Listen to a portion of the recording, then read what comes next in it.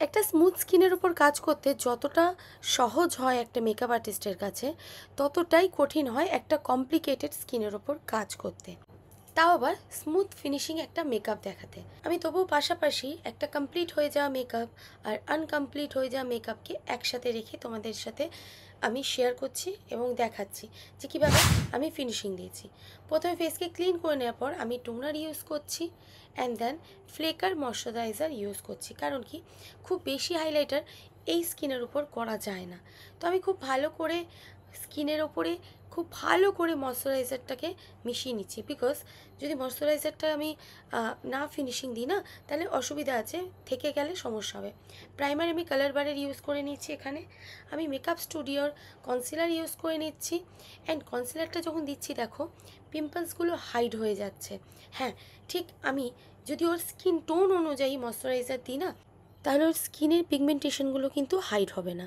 তার জন্য ওর skin tone থেকে একটু ডাউন স্কিন টোনের কনসিলার ইউজ করে নিচ্ছি, মানে একটু ডার্কার শেড, মানে একটু সামান্য ডার্কার শেড ইউজ করে নিচ্ছি খুব ভালো করে, আর স্কিনের সাথে যাতে ওর মিশে যায়, আর যে কমপ্লিকেশনগুলো রয়েছে, পিম্পলসগুলো রয়েছে, সেটি কিন্তু খুব ভালোভাবে যাতে হাইড হয়ে যায়। তো আমি খুব বেশি করে অ্যাপ্লাই করেছি এটা, অ্যান্ড স্টেপ 2 অ্যান্ড স্টেপ 3 করেও অ্যাপ্লাই করে নিয়েছি। এবং তার সাথে আমি আরেকটা শেড ইউজ করেছি, একটু আপার শেড ইউজ করেছি, যাতে ওর স্কিন টোনটা একটু হাই লাগুক। অ্যান্ড দেন বিউটি ব্লেন্ডার দিয়ে আমি এখানে আই ম্যাজিকের বিউটি ব্লেন্ডার ইউজ করেছি, কিন্তু আই ম্যাজিকের বিউটি ব্লেন্ডার দিয়ে আমি ভালো করে ব্লেন্ড করে নেব, যাতে ওর স্কিনে কোনো ফাউন্ডেশন থেকে না যায়। দেখো খুব ভালোভাবে ব্লেন্ড করে নিচ্ছি এখানে আমি, আর খুব সুন্দরভাবে ও স্কিনের সাথে মিশে যাচ্ছে। কারণ কমপ্লিকেটেড স্কিন হলে কি আছে, ও স্কিন কিন্তু খুব অবজারভেশন ক্ষমতা আছে স্কিনে, মানে অনেক সময় কি হয়, অনেক ব্রাইডের স্কিনে ফাউন্ডেশন কিন্তু অবজর্ব হতে চায় না। তারপর দেখো আমি যে বললাম, প্রথমে আমি একটু হায়ার শেড ইউজ করে নিয়েছিলাম, সেকেন্ড বেস ইউজ করছি এটা। ফার্স্ট বেসে কিন্তু ডার্কার শেডটা আমি দুবার ইউজ করেছি, অ্যান্ড সেকেন্ড বেস কিন্তু একটু আমি হায়ার শেড নিয়েছি। তোমরা বুঝতেই পারছো হায়ার শেডটা একটু হায়ার লাগছে। দেন এটাও স্কিনের সাথে ভালোভাবে মিশে যাবে। অ্যান্ড দেন দেখো আমি আবারও মানে গালে একটু হাইলাইটিং করে নেবো, আমি গালে আর কপালে এটা ভরিয়ে দেবো। আর আরেকটা কথা বলবো, অনেকে কী করে একটা দিকে যখন কোনো ক্রিমি টেক্সচার ইউজ করছি, তখন কি সব ফেসের উপর দিয়ে নেওয়ার পর আমরা লাস্টে ব্লেন্ড করতে পারি।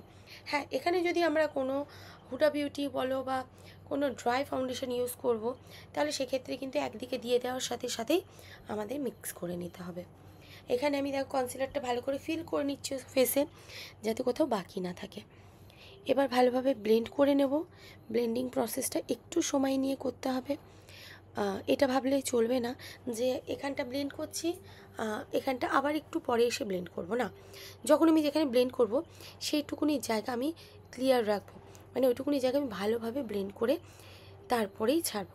এটা যাতে না হোক যে এখানটা আমি করে নেওয়ার পর আমি আবার একটুকুনি পরে করে নেবো, তাহলে কিন্তু হবে না। তাই খুব ভালোভাবে আমাদের ব্লেন্ডিং প্রসেসটা করতে হবে। অনেক সময় অনেক স্টুডেন্টরাও ব্লেন্ডিং প্রসেসটাকে ভুল করে ফেলে, কারণ ওরা বোঝে কি যে আমি সব জায়গায় ইকুয়ালভাবে ব্লেন্ড করছি, ব্লেন্ড করেই যাচ্ছি। অতিরিক্ত ব্লেন্ড করলেও কিন্তু ফাউন্ডেশন স্কিনের সাথে আউট হয়ে যেতে পারে। ওর জন্য যখনই আমরা স্কিনে ফাউন্ডেশন ব্লেন্ড করব, একটা কথা মাথায় রাখতে হবে, আমরা যেইটুকুনি প্রয়োজন ওইটুকুনি প্রয়োজনের বাইরে ব্লেন্ড করব না। দেন দেখো পাউডার দেওয়ার আগে কিন্তু স্কিনে আমরা চোখের নিচে ভালো করে ব্লেন্ড করে নেব, কারণ কি চোখের নিচে একটা দাগ পানা হয়ে থাকে, সেটা যাতে ওই দাগ অবস্থায় আমরা পাউডার দিলে কিন্তু আরও বেশি দাগটা সেট হয়ে যাবে, আর দাগটা মনেই থাকবে যে হ্যাঁ দাগ আছে। এবার দেখো খুব ভালোভাবে পাউডার দিয়ে সেটাকে সেট করে নিচ্ছি। অ্যান্ড দেন সেই পাউডারটা চোখের নিচে দিয়ে দেওয়ার পরে পুরো ফেসে অ্যাপ্লাই করে দেবো, যাতে স্কিনে মানে পাউডারটা অবজর্ব হয়ে যায়, আর একটা হয় না ওয়াটারপ্রুফ একটা ব্যাপার থেকে যায়। এবং স্কিনে ভালোভাবে আমার পাউডার দিয়ে দেওয়ার পরে আমরা ভালো করে পাউডারটা ছেড়ে নেওয়ার পর আই মেকআপ করার পর কিন্তু আমরা সেটিং স্প্রে অ্যাপ্লাই করতে পারবো। পাউডারটা দেখো যখন দিচ্ছি তখন স্কিনের সাথে কিন্তু আটকে ধরছে না। যদি স্কিনের সাথে আটকে ধরে তাহলে মনে করবে যে তোমার স্কিনের মধ্যে তুমি সিরাম বা ময়শ্চারাইজারটা কোনো দুটোর মধ্যে একটা জিনিস বেশি দিয়ে ফেলেছো। ওর জন্য কম পরিমাণে সব কিছুটা দিতে হবে। এবার দেখো পাউডারটাকে খুব ভালোভাবে ঝেড়ে নেওয়ার পর আমরা আই মেকআপটা করব। কিন্তু যেহেতু এটা একটা বেস মেকআপ দেখানো হচ্ছে, তার জন্য আই মেকআপের ভিডিও কিন্তু আমি এই ভিডিওতে দেখাবো না। দেখো, খুব ভালোভাবে পাউডারটা ঝেড়ে নেওয়ার পর ওর স্কিনে আর কোনো পিম্পলস তোমরা বুঝতেই পারবে না, একদম বুঝতেই পারবে না, স্কিনে কিচ্ছু বোঝা যাচ্ছে না। দেখো, ঠিক এই প্রসেসে যদি মেকআপ করো না, মেকআপটা দারুণ লাগবে, আর স্কিনে পিম্পলস রয়েছে এটা কেউ বুঝতেই পারবে না। দেন দেখো, মেকআপটাকে সেট করার জন্য আমি একটা স্প্রে ইউজ করে নিচ্ছি। এটা হচ্ছে PSC micro fixer spray. And then খুব ভালোভাবে ইউজ করে নিচ্ছি, স্কিনে যে সাদাটি ভাবটা আছে ওটা যাতে চলে যায়। দেখো, ফাইনাল লুকটা দেখো কত সুন্দর লাগছে না? কিন্তু এটা ফাইনাল লুক আমি দেবো না, আমি পুরো মেকআপটা তোমাদের সাথে শেয়ার করব। দেখো, এত স্কিনে দাগ রয়েছে, পুরো ব্লার হয়ে গেছে।